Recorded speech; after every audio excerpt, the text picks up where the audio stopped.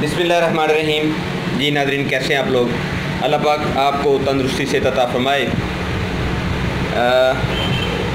आप लोगों की मोहब्बत और आप लोगों के टेलीफोन्स, आप लोगों के व्हाट्सएप्स मेरे लिए बहुत अहमियत के हामिल हैं। थोड़ा सा इंतज़ार किया करें, आप सबको बारी बारी मैं जवाब देता हूँ और इंशाअल्लाह तमाम लोगों के जवाबात जो हैं वो मैं देता रहूँगा। आपसे गुजारिश है कि जो खिदमत मैं कर रहा हूँ आप भी अपने हिस्से का काम करें और मेरी जो वीडियोस हैं उनको अपने व्हाट्सएप जो फ्रेंड्स हैं उनमें शेयर किया करें और चैनल को ज़्यादा से ज़्यादा प्रमोट करें ताकि आवाम की ज़्यादा से ज़्यादा भलाई हो सके, आवाम का ज़्यादा से ज़्यादा फ़ायदा हो सके।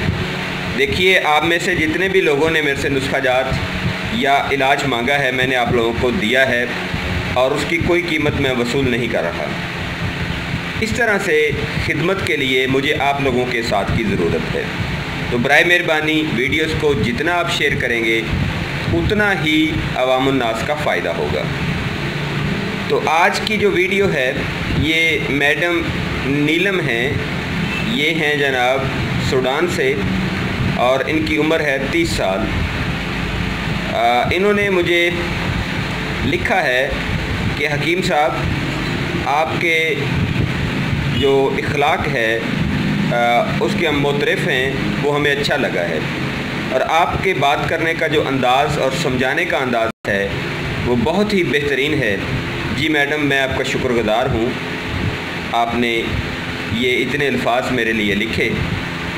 अभी आपने जो मसला लिखा है वो है जी मकद का बाहर आना या जो रेक्टम रिंग है जहाँ से पखाना खारिज होता है उसका बाहर आ जाना, और साथ में आप लिखती हैं कि दिन में 3 या 4 बार मोशन आते हैं। तो देखिए, सबसे पहले चीज़ को समझिए। 3 या 4 बार जो स्टूल पास होता है उसको मोशन आना नहीं कहते, उसको पेचिश कहते हैं या उसको आप ज़ाहिरे काज़ब कह सकते हैं। इसमें बार बार जब स्टूल पास होता है तो रिंग के ऊपर सोजिश हो जाती है, मकद सोजिशनाक हो जाता है, जिससे बंदे को ऐसा फील होता है कि जैसे अभी स्टूल जो है वो रिंग के ऊपर अड़ा हुआ है, रुका हुआ है, फंसा हुआ है। हालांकि ऐसा नहीं होता, वो सिर्फ़ और सिर्फ रिंग की या मकद की सोजिश की वजह से ऐसा महसूस हो रहा होता है।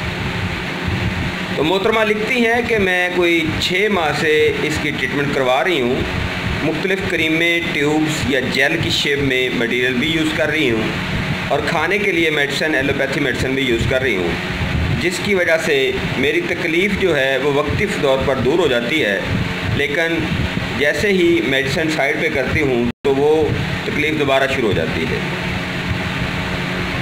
एक तो वजह मैंने आपको बता दी है कि मकद की सोजिश है और उसका जो बायस है वो आपका पेचिश का आना है। दूसरा, जब पेचिश ज़्यादा आते हैं तो मर्द या औरत को असाबी कमज़ोरी हो जाती है। उस असाबी कमज़ोरी की वजह से भी मकद जो है वो फूल जाती है या उसमें सोजिश हो जाती है और फिर ऐसा फ़ील होता है कि जैसे स्टूल या पखाना अभी तक फंसा हुआ है, वो निकला नहीं है। इसकी कई 1 या 2 वजूहात और भी हो सकती हैं। खुदा न खास्ता अगर कोई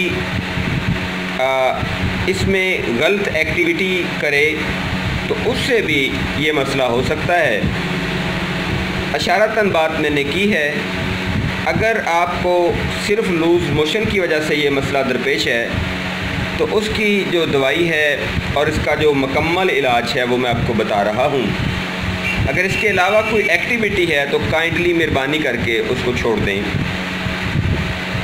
सबसे पहली चीज़, दवाई के तौर पर आपको इस्तेमाल जो करना है, बेहतरीन जो दवाई है वो आप इस्तेमाल करें।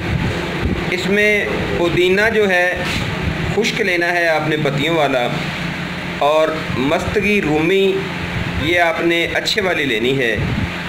اس کے بعد زنجبیل یا سونٹ ہے اور سنگ دانہ مرغ، یہ مرغ کا جو پوٹا ہوتا ہے اس کو خشک کر کے تیار کیا جاتا ہے۔ تو یہ چاروں چیزیں آپ نے برابر مقدار میں لینی ہیں۔ ان کا انتہائی باریک پاؤڈر بنانا ہے۔ آدھی چائے والی چمچ صبح اور آدھی چائے والی چمچ آپ نے شام کو استعمال کرنی ہے۔ ساتھ میں اعصابی یا بلغمی مزاج کی جو چیزیں ہیں ان سے اجتناب کرنا ہے۔ دوسرے نمبر پر جو بڑی ضروری چیز ہے وہ یہ ہے کہ آپ نے مقد یا رنگ کے اوپر موشن کرنے کے بعد سرسوں کا آئل لگانا ہے۔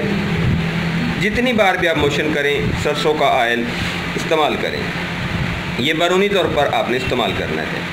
اور دن میں ایک دفعہ شب یمانی سفید یا پھڑکڑی جو ہے اس کو آپ پانی کے اندر حل کر کے اس پانی میں بیٹھیں، یعنی کسی بھی بڑے برتن کے اندر پانی ڈالیں، پانی ڈال کے اس کے اندر پھڑکڑی یا شب یمانی کو حل کریں۔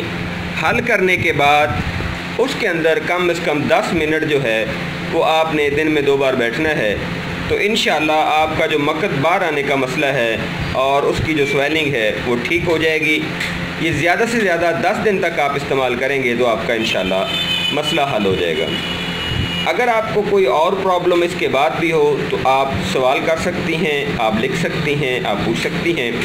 اس کے علاوہ پوری دنیا میں جو لوگ مجھے سنتے ہیں، مجھ سے پیار کرتے ہیں، آپ لوگ بھی اگر کسی مرض کا شکار ہیں، کسی علامت کا شکار ہیں تو آپ بھی سوال کر سکتے ہیں، آپ بھی پوچھ سکتے ہیں۔ مجھے اپنی دعاؤں میں یاد رکھیے گا اور اس مشن کو آگے بڑھانے میں میری مدد کیجیے گا۔ فی امان اللہ، اللہ حافظ، السلام علیکم۔